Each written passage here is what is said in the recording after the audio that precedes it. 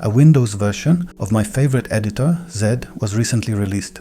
Since I've been using it on macOS for almost 2 years now, I decided to install it on my Windows computer as well, and at the same time show you the entire installation and setup process from scratch. In addition to the basic settings, I'll also show you some configurations specific to web development and how to set up AI inside this editor. Hi, I'm Nick, and I've been developing software for over 20 years. On this channel, I share my experience, insights, and thoughts about IT. So, Zed on Windows. I haven't installed it on this computer yet, so let's start by downloading it. You can do that from the official website, zed.dev, by choosing the Windows version. After downloading, everything is pretty standard. Run the installer, read the license agreement, or more likely just tick the I agree box automatically. I don't think anyone ever actually reads those. Then choose the installation location. I'll leave it as default, and that's it. Installed. Okay, now let's launch the editor. When you open it for the first time, you'll see an onboarding window where you can choose a theme, key bindings, and a few other options. However, all of these settings are also available through the configuration file, and that's where I'll set everything up the way I like it. By the way, I have a detailed video about configuring Zed, where I go through my config file line by line and show everything in action. Make sure to check it out to understand what each setting does. Alright, the editor is installed and running. Let's do a minimal configuration, just a few of the most important settings, so I'll open the config file. First, I'll increase the font size so it's easier for you to see. Then I'll remove the toolbar. I don't need it. It just takes up space. Next, I'll adjust the indentation in the project panel. But since I don't have any project open yet, the result isn't visible for now. Okay, now I'll disable the constant display of information from git blame. I don't need that either. I'll also turn off automatic file formatting on save, since I prefer to control that manually. And the last thing I'll do here is disable the highlight on the current line, because my cursor is already easy to see and that highlight only adds unnecessary visual noise. Now, let's install the icon set that I use. To do this, I'll open the Extensions section and go to the Icon Themes tab. By the way, an important note. Before installing any extension, I recommend checking out its GitHub page to learn more about it. There's a dedicated button for that right here. This way, you can make sure it's really what you need, and also read more details about how it works. Alright, now I'll click the Install button and then select the icon theme I want. I'll also check the config file to make sure the changes have been applied correctly. Good, the editor is minimally configured. I'll add other settings later as needed. Okay, now let's move on to the next part of this video. Setting up Zed Editor for web development. Out of the box, this editor already supports most of what a web developer might need.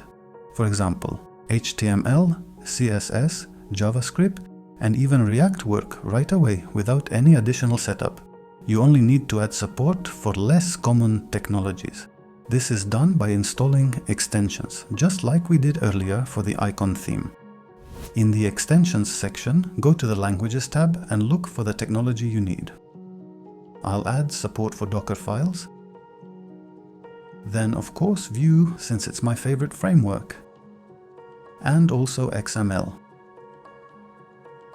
As you can see, there's support for a huge number of languages and technologies. I'm sure you'll find whatever you're using here.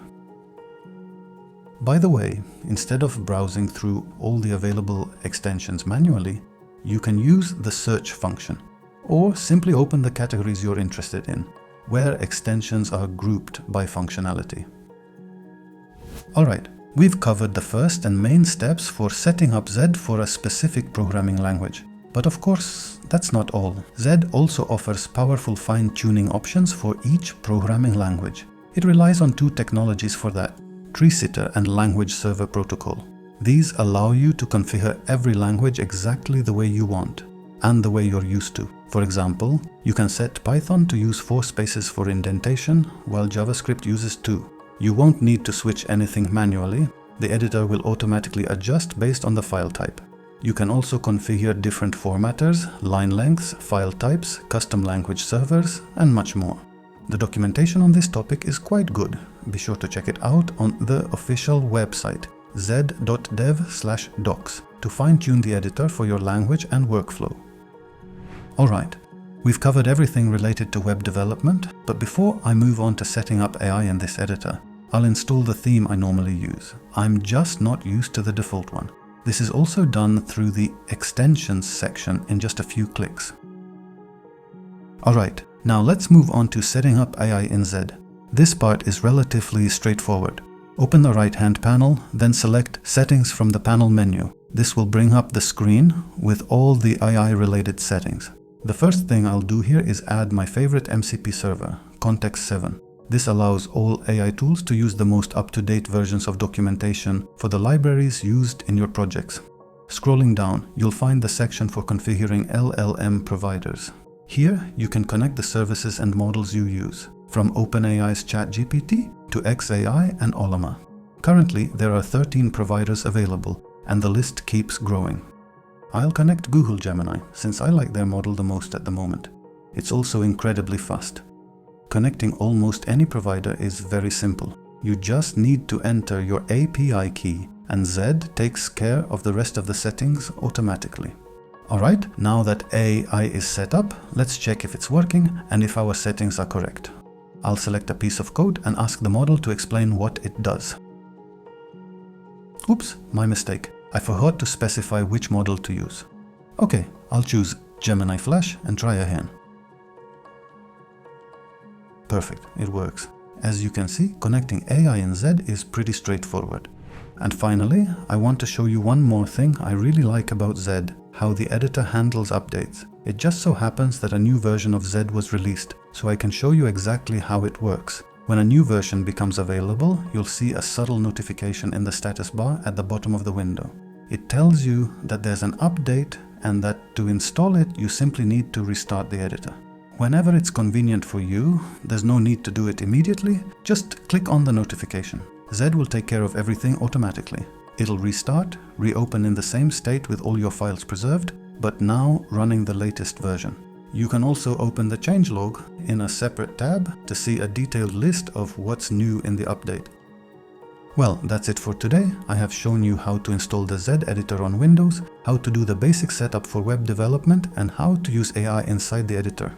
If you enjoyed this video, please give it a like, and don't forget to subscribe to my channel. See you soon. Take care.